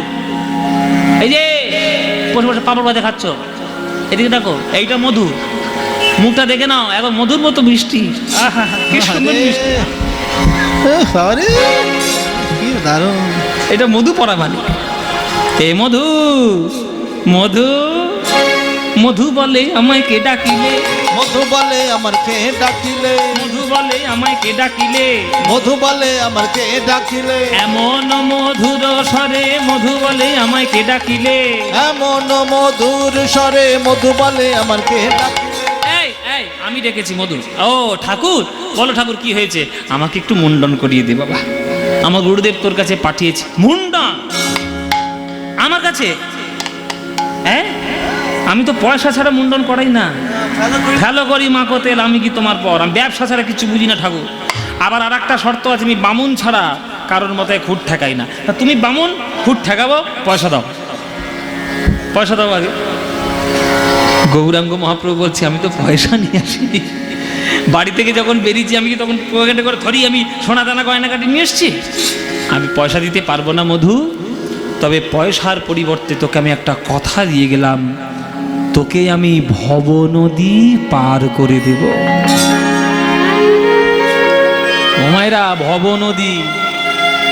এবার মধু পরমাণিক ভেবেছে এই যে তোমাদের বহরমপুরে নদী আছে গঙ্গা নদী, এই কাটোয়ায় আছে সুরধনী গঙ্গা নদী, ওই রকম বোধহয় কোনো একটা ভব বলে নদী আছে।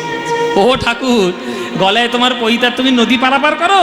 বলে হ্যাঁ, ওইটা আমার আসল কাজ। তো একবার পার করিয়েছিলাম যেদিন ছিলে মাতৃ জঠরে, ঊর্ধ্বপদে হেঁট মুন্ডে বলেছিলে হে গোবিন্দ আমায় উদ্ধার করো বলে। সেদিন একবার উদ্ধার করেছিলাম, আর একবার পার করাবো, যেদিন জগতের কার্য সমাধা করে জগৎ ছেড়ে পরলোকে চলে যাবে। বলো হরি হরি বলে বলতে বলতে সেদিন তোমায় পার করিয়ে দেব মধু। বাহ, বাবু নদী যখন পার করাবে বলেছে, তাহলে মুন্ডনটা করাই। হ্যাঁ, মুন্ডনটা করাই। এই ভালো করে খুঁটটা ভালো করে শান দিয়ে নি, আজকে একবার শেষ করে যাবে। আজ একদম ভালো করে ও মায়েরা মুন্ডন হচ্ছে, দেখুন ভালো করে শান্ত দিয়ে যাবে।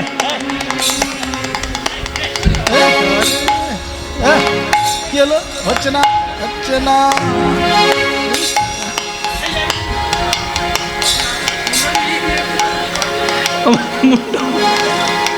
ঝোড়ো কাক হয়ে গেছিস তো।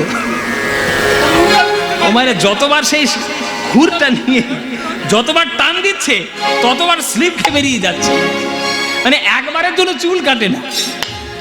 এই কি বলো, ভূতে ধরলো নাকি রে বাবা খুরের মধ্যে? তখন মহাপ্রভু বলছে যে তুই আগেই ভুল করেছিস। বলে কেন? বলে তুই একটু আগে বলেছিস তুই বামুনের নাপিত, তা বামুনের নাপিত হয়েছিস, আর এটা জানিস না যে বামুনের মাথায় হাত দিতে গেলে বামুনের পায়ে আগে হাত দিতে হয়। ও, এই জন্যে চুল কাটছে না। তোমার পেন নাম করতে ভুলে গেছি, ঠাকুরে ক্ষমা করে দাও, পেন নামটা করে নি। প্রণাম করতে গেছে আমার মধু পরমাণিক মহাপ্রভুর শ্রীচরণ তলে, যেই প্রণাম করতে গেছে ওই চরণ তলায় দেখতে পেল শঙ্খ চক্র গদা পদ্মের চিহ্ন। চমকে উঠল মধু, এ তো শুনেছি নারায়ণের পায়ের তলায় এই চিহ্ন থাকে, তাহলে নিমাই কি আমার নারায়ণ? হে কৃষ্ণ করুণা সিন্ধু দীন বন্ধু জগৎপতে গোপেশ গোপিকা কান্ত রাধা কান্ত নমস্তুতে।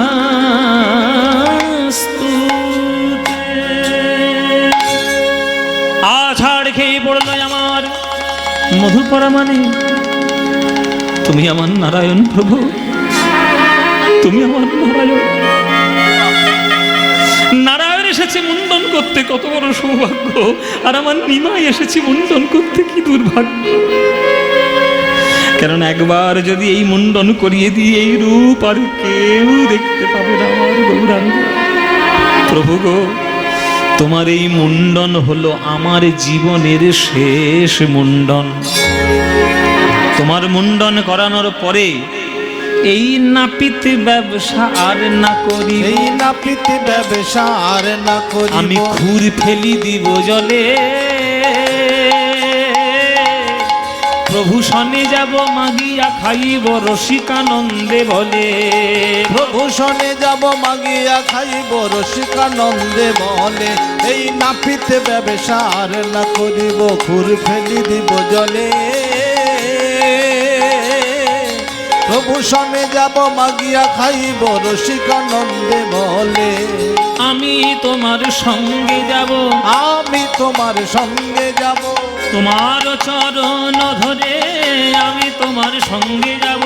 তোমার চরণ ধরে আমি তোমার সঙ্গে যাব। ওগো তোমার চরণ ধরে মুখে গৌর গৌর গৌর বলে, তোমার চরণ ধরে গৌর গৌর গৌর বলে, তোমার চরণ ধরে গৌর গৌর গৌর বলে আমি তোমার সঙ্গে যাব, আমি তোমার সঙ্গে যাব।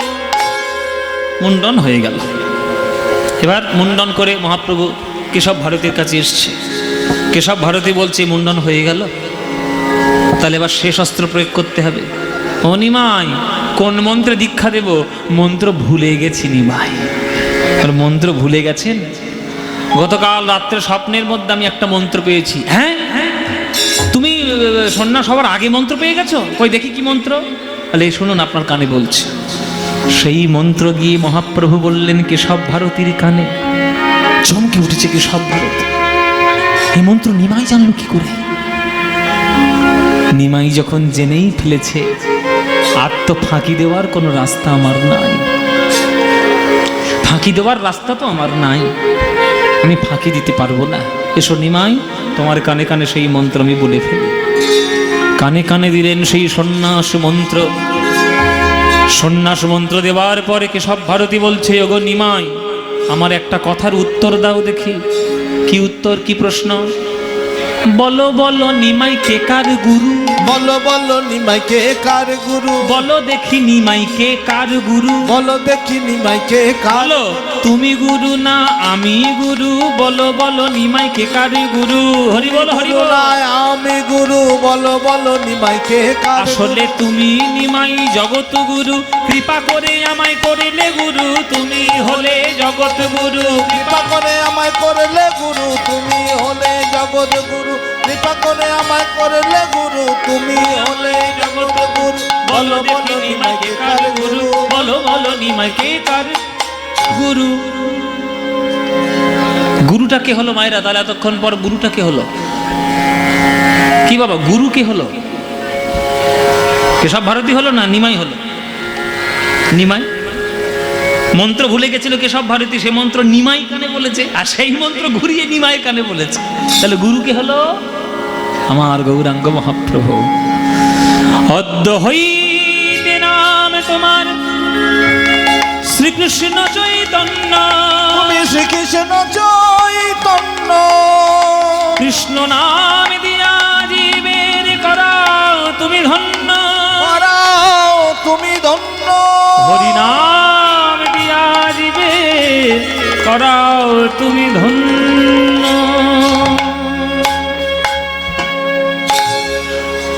সেই হলো নিমাইয়ের সন্ন্যাস গ্রহণ।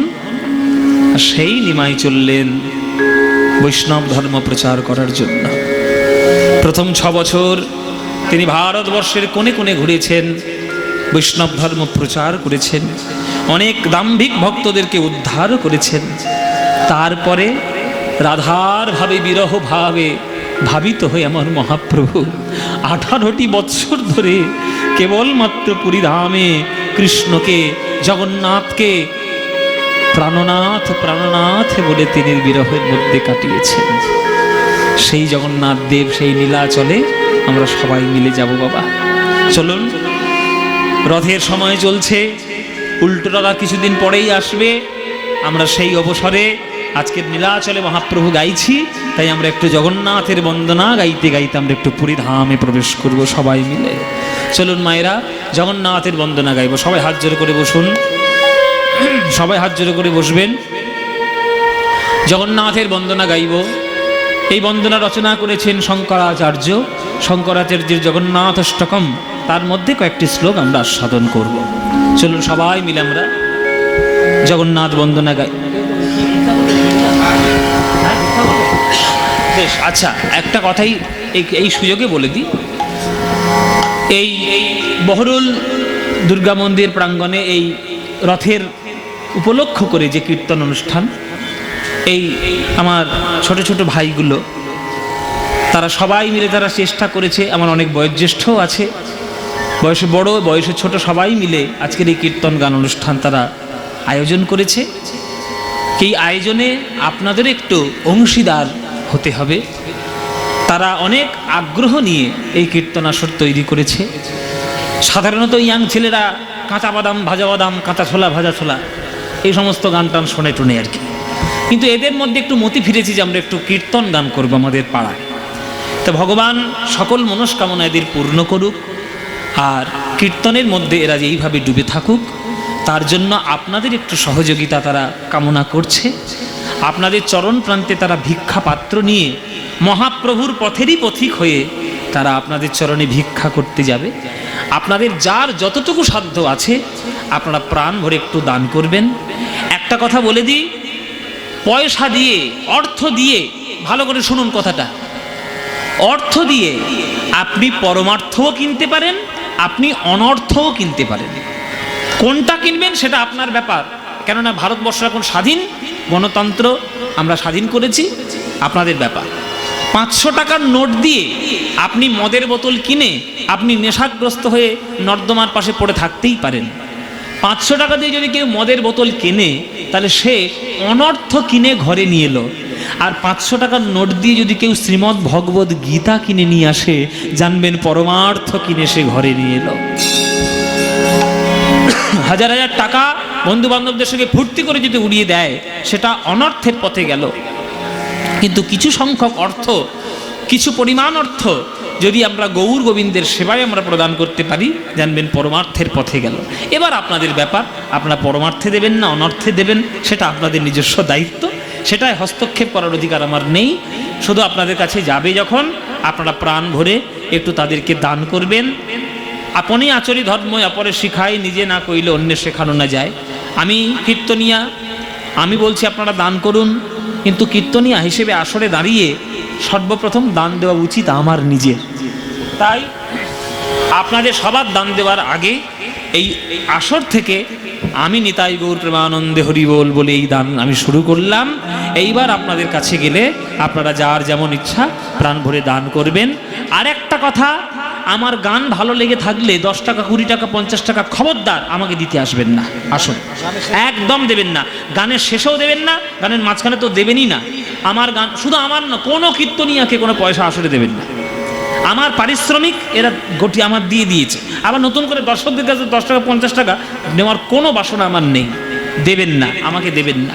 ওই 10 টাকা, ওই 50 টাকা যেটা আমাকে দেওয়ার আপনাদের ইচ্ছে, দয়া করে এদের পাত্রে একটু দান করুন।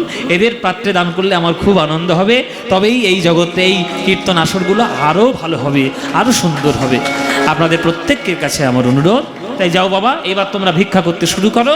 আপনারা যা প্রত্যেককে যাদের কাছে যাবে আপনারা প্রাণ ভরে দান দেবেন। ওরা ভিক্ষা করুক, আর আমরা ততক্ষণ জগন্নাথ বন্দনা গাইতে গাইতে নীলা চলে যাই। চলুন মায়েরা, হাত জোরে করে বসবেন, উলুধ্বনি দেবেন যখন সংস্কৃত শ্লোকগুলো বলবো। জগন্নাথ স্বামী নয়ন পথগামী ভবতু মে। জগন্নাথ স্বামী নয়ন পথগামী ভবতু মে। জগন্নাথ স্বামী নয়ন পথগামী ভবতু মে। জগন্নাথ স্বামী নয়ন পথগামী ভবতু মে। জগন্নাথ স্বামী নয়ন পথগামী ভবতু মে। জগন্নাথ স্বামী নয়ন পথগামী ভবতু মে। উলুধ্বনি। কদাচিৎ কালীন্দিতট বিপিন সঙ্গীত তরল মুদাভিরি নারী বদন কমল স্বাদ মধুপ রমা ব্রহ্মা শিব গণেশারিচিত পদ। জগন্নাথ স্বামী নয়ন পথগামী ভবতু মে। জগন্নাথ স্বামী নয়ন পথগামী ভবতু মে। জগন্নাথ স্বামী নয়ন পথগামী ভবতু মে। মাধব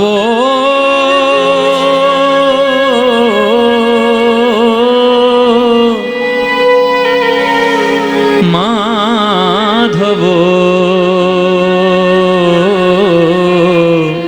মাধব। প্রভু আমার এসেছেন জগন্নাথ মন্দিরে, গরুর স্তম্ভকে জড়িয়ে ধরে আমার গৌর হরি। দূর থেকে দেখছেন আমার জগন্নাথের মূর্তি, প্রাণনাথে প্রাণনাথে বলে আমার গৌর হরি ওই জগন্নাথের চরণে নিবেদন করছেন। জগন্নাথকে দর্শন করে মহাপ্রভু একটা গান গাইতেন। মহাপ্রভু একটা গান গাইতেন, আপনাদের সেই গানটা শোনাবো কি তাহলে না বাদ দেবো? মহাপ্রভুর গান শোনাবো, চলুন শোনাই। মহাপ্রভুর নিজের মুখের গাওয়া গান, জগন্নাথকে দেখে এই গানটা মহাপ্রভু গাইতেন। মাধব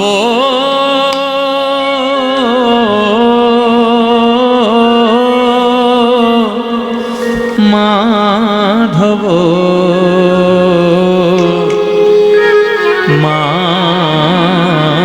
মাধব, ও হে রাধা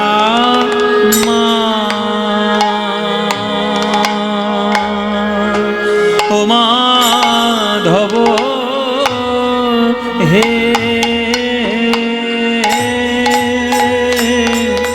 বহুত ও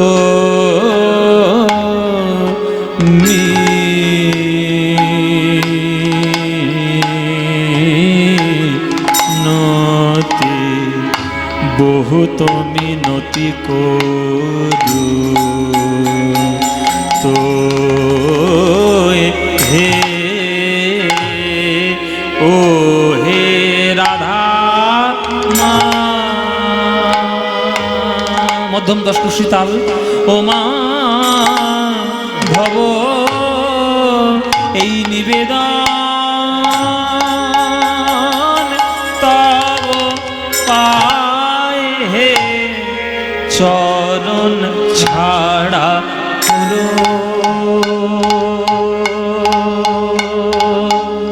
করোনা হে এই নিবেদন তব পায় হে, চরণ ছাড়া করো করোনা হে এই নিবেদন তব পায় হে, আমি ওই চরণে শরণ নিলাম নিবেদন তব পায় হে, ওই চরণে শরণ নিলাম নিবেদন তব পায় হে, ওই চরণে শরণ নিলাম নিবেদন তব পায়, আমি ওই চরণে শরণ নিলাম নিবেদন তব পায় হে, চরণ ছাড়া করো নিতাই গৌর হরি বল হরি বল করোনা হে তব পায় হে, চরণ ছাড়া করো নাই নিবেদন তব পায় হে, ও হে রাধা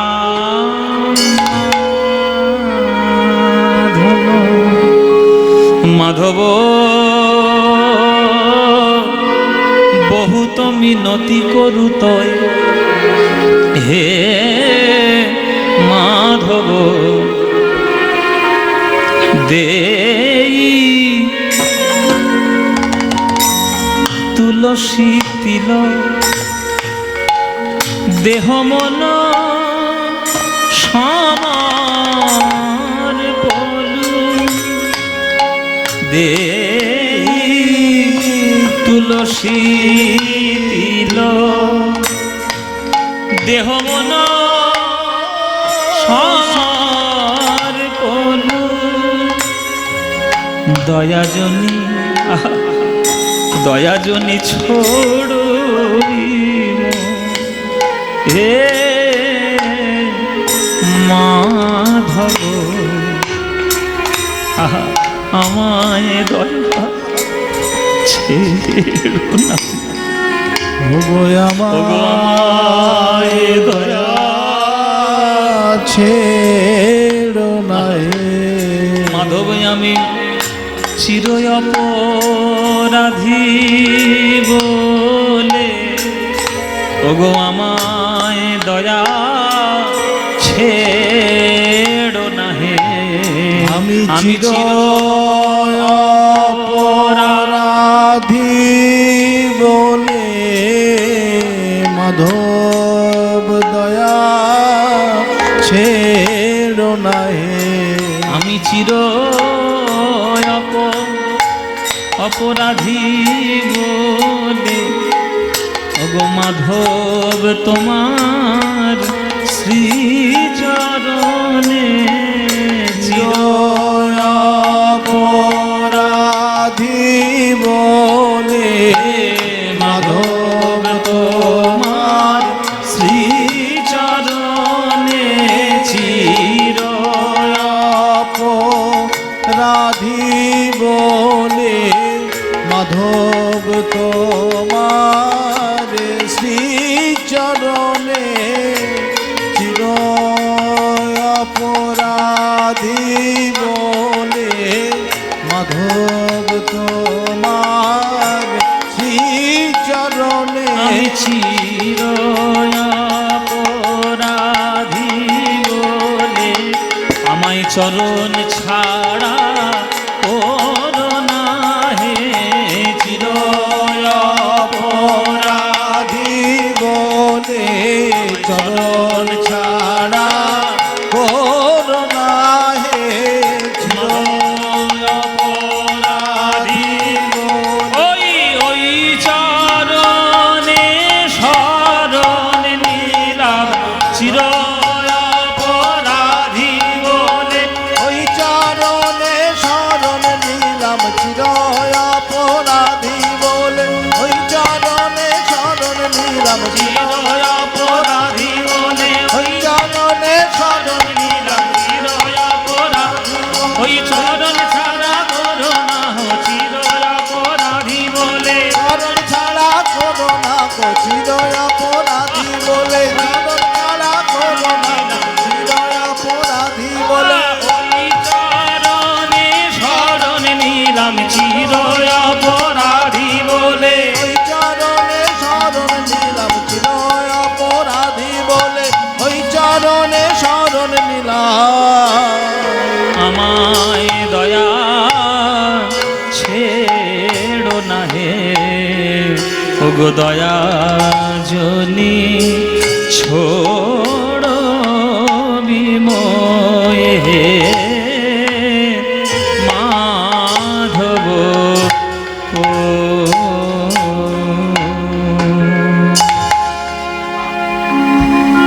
মাধব বহুত মিনতি করুতয়, দেই তুলসী তিল দেহ মন সমর পলু, দয়াজন ছোড় বিময়। এই যে তোমরা যারা গান শুনছো, হাত তোলো। যে পাপ করনি সারা জীবনে সে হাত তোলো। সারা জীবনে একটাও পাপ করনি, হাত তোলো। আপনারা বোধহয় লক্ষ্য করেছেন, আমি কিন্তু আগে থেকে হাত গুটিয়ে পিছনে নিয়ে নিয়েছি। কিন্তু আপনারা আমাকে ধরবে, তুমি কীর্তন করছো, তোমার হাত কই তোলো। আরে ভাই আজকে 4টে মশা মেরেছি রে, অনেক পাপ করেছি, 4টে 5টা মশা মেরেছে। সেই আর কি, সেটা। তাহলে একটা পিঁপড়ে মারলেও পাপ, একটা মশা মারলেও পাপ, একটা মাছি মারলেও পাপ, আর মানুষ শুনলে সে তো পাপই বটে। তাহলে পাপ বিনা আমরা জগতে কেউ নাই, সবাই আমরা পাপী। তাহলে ভগবানকে আমাদের কৃপা করবে না? নিশ্চয়ই করবে। তাহলে পাপ জীবন দিয়ে ভগবানকে আমরা কি দিয়ে পুজবো? কি দিয়ে পুজিব বলো গো তোমারে? আমি কি দিয়ে তোমাকে পুজো করব বলো? তাহলে কিছু তো দেওয়ার নেই। ভগবান বলছে তুই এত বড় সাহস পেলি কি করে আমার সামনে আসার? আমাকে ডাকার সাহসটা তুই পেলি কি করে? এসে বড় বড় কথা বলছিস। জীবনে কি এমন পুণ্য করেছিস যে সেই পুণ্যের বলে তুই আমায় পাপ পেতে চাস? ভক্ত বলছে কোনো পুণ্য তো নেই প্রভু, বরং জীবনটা তুমি যদি বিচার করো শুধু দোষে দোষে ভরা, পাপে পাপে ভরা। গণইতে দোষ গুণলেশ না পাববি, গণইতে দোষ গুণলেশ না পায়বি। জব তুহু করবি বিচার।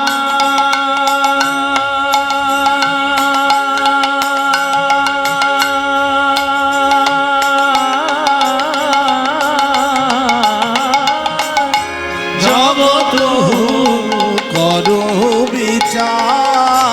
আমার গুণ তো কিছুই পাবে না মাধব, আমার গুণে তো কিছু পাবে না মাধব। কেবল রাশি রাশি দোষ পাবে, গুণ তো কিছুই পাবে না মাধব। কেবল রাশি রাশি দোষ পাবে, গুণ তো কিছু পাবে না মাধব। এসব অরিজিনাল পদাবলী কীর্তন গান তো, এর মধ্যে যে মজাটা আছে ও নকল ভেজাল কীর্তন গানে ওসব মজা নেই বাবা। একটা দাড়ি পাল্লায় আপনি 50 গ্রামের মুড়ি রেখেছেন, 200 গ্রামের বাটকারা রেখেছেন, কোনটা উপরে যাবে কোনটা নিচে যাবে? কোনটা নিচে যাবে কোনটা উপরে যাবে? উপরে কোনটা যাবে? 50 গ্রামের মুড়ি। আর নিচে কোনটা যাবে? বাটকারা, 200 গ্রামের বাটকারা, কেননা বাটকারাটা মুড়ির থেকে ভারী। তো ভক্ত বলছে প্রভু আমার জীবনটাও তুমি যদি দাড়ি পাল্লায় বিচার করো, একদিকে পাপ রাখবে আর একদিকে পুণ্য রাখবে, পুণ্য একটু নেই, উপরে উঠে চলে যাবে।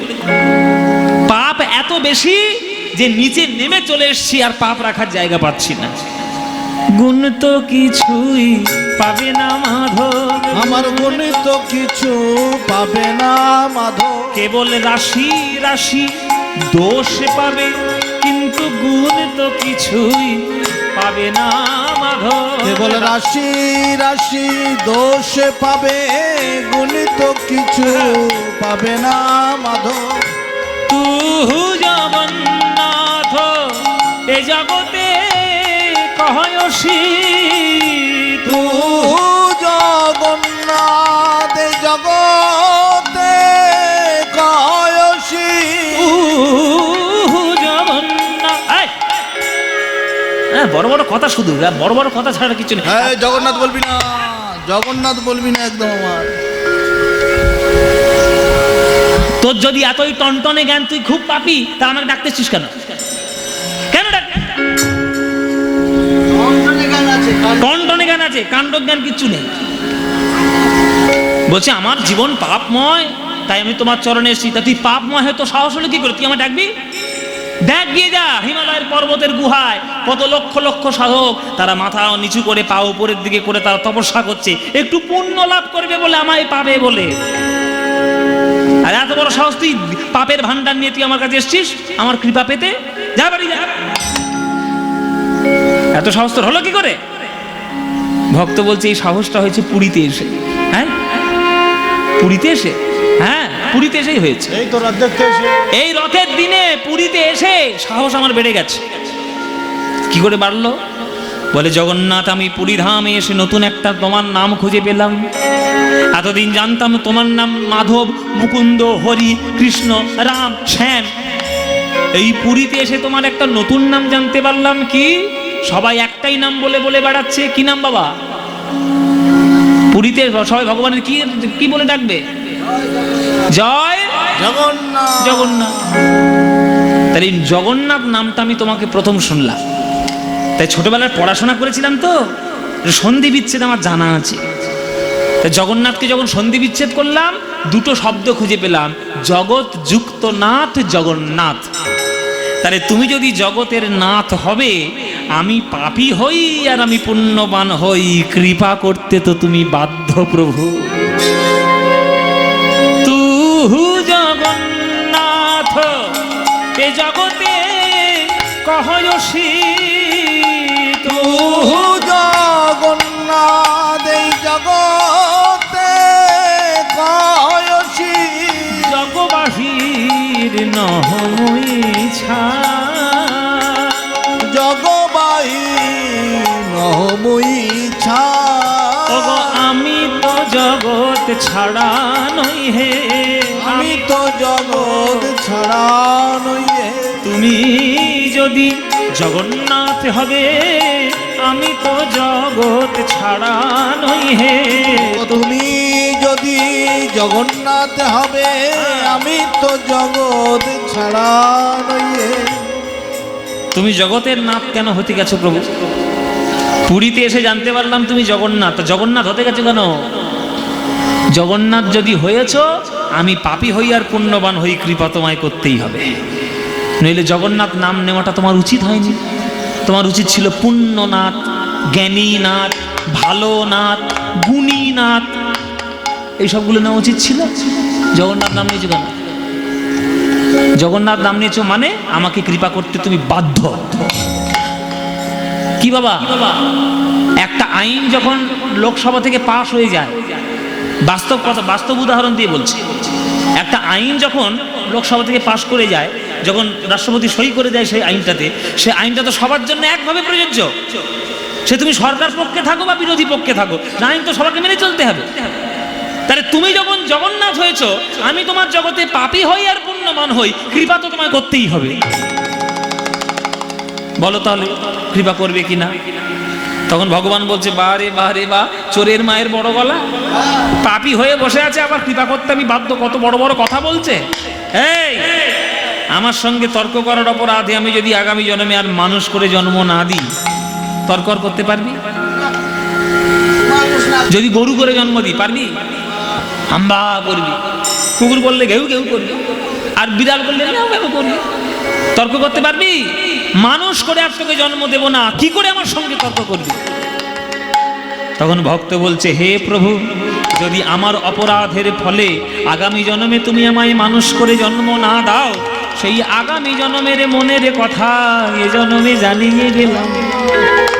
কি এ মানুষ পশু পাখি কি এ জন্মিয়ে, কি এ মানুষ পশু পাখি কি এ জন্মিয়ে, অথবা কীট পতঙ্গে, অথবা কীট পতঙ্গে, আমার কর্ম বিপাকে, আমার গতাগতি পুন পুন, কর্ম বিপাকে গতাগতি পুন পুন, মতির হতো আপর সঙ্গে, মতির তুয়া পর সঙ্গে।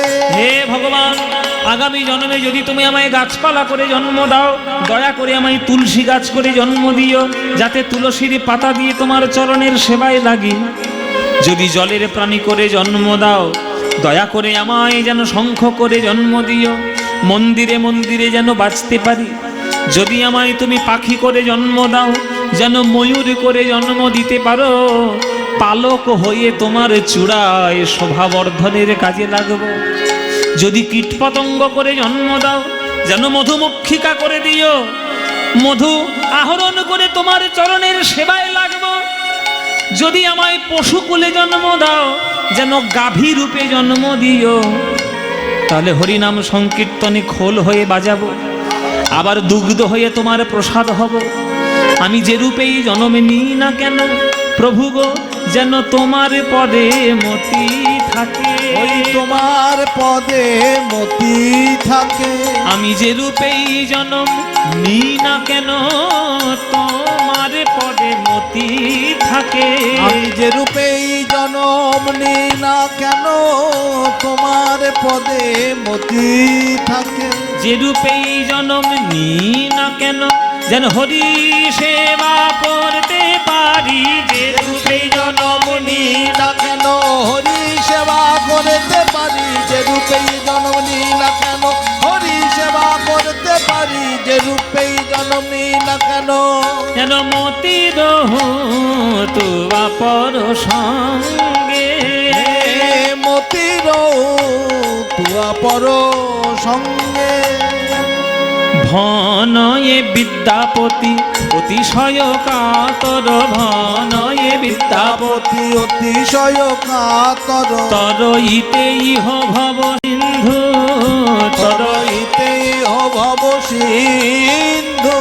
তুয়া পদ পল্লব করু অবলম্বন, তুয়া পদ পল্লব করু অবলম্বন, তুয়া পদ পল্লব করু অবলম্বন, তুয়া পদ পল্লব করু অবলম্বন। তিলয়াধ দেহ দিন বন্ধু, তিলয়াধ দেহ দিন বন্ধু, আমায় দান কর হে, দান করো হে, এক বিন্দু কৃপা দান কর হে, এক বিন্দু কৃপা দান করো। না না ফুরাবে না হে, ফুরাবে না হে, এক বিন্দু দানে সিন্ধু ফুরাবে না হে, এক বিন্দু দানে সিন্ধু ফুরাবে না হে, ওগো এক বিন্দু দানে সিন্ধু হে কৃষ্ণ করুণা সিন্ধু, এক বিন্দু দানে সিন্ধু হে কৃষ্ণ করুণা সিন্ধু, এক বিন্দু দানে সিন্ধু হে কৃষ্ণ করুণা সিন্ধু, এক বিন্দু দানে সিন্ধু হে কৃষ্ণ করুণা, এক বিন্দু দানে সিন্ধু হে কৃষ্ণ করুণা,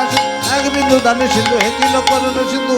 ফুরাবে না হে, ফুরাবে না হে, তিলয়াধ দেহ দিন বন্ধু, তিলয়াধ দেহ দিন বন্ধু, দিন বন্ধু, দিন বন্ধু, তিলয়াধ দেহ দিন বন্ধু, দিন বন্ধু, দিন বন্ধু, দিন আধ দেহ দিন বন্ধু, দিন বন্ধু, দিন বন্ধু।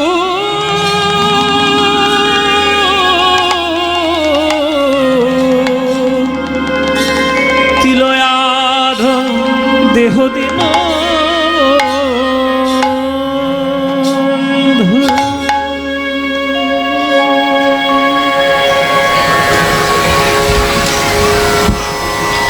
মহাপ্রভু রইলেন নীলাচল ধামে। মহাপ্রভু থাকবেন কোথায়? ধন্ধে পড়ে গেল ভক্তরা, সবাই মিলে ছুটে চলল প্রতাপরুদ্রের কাছে। প্রতাপরুদ্রকে পুরীর রাজা, পুরীর রাজা প্রতাপরুদ্রের কাছে সকল ভক্তরা গিয়ে আর্জি জানাচ্ছে যে মহাপ্রভু নীলাচলে থাকবেন, থাকবেন কোথায়? প্রতাপরুদ্র বলছে সেই চিন্তা পরে করা যাবে, আগে আর একটা চিন্তা এসছে, সেইটা সমাধান করুন আগে। কি আপনারা আবার কিসের চিন্তা? তাহলে আপনারা সবাই মহাপ্রভুর চরণ দর্শন পেয়েছেন, কিন্তু এখনো পর্যন্ত আমি মহাপ্রভুর চরণ দর্শন পাইনি। চরণ দর্শন কি করে পাবো?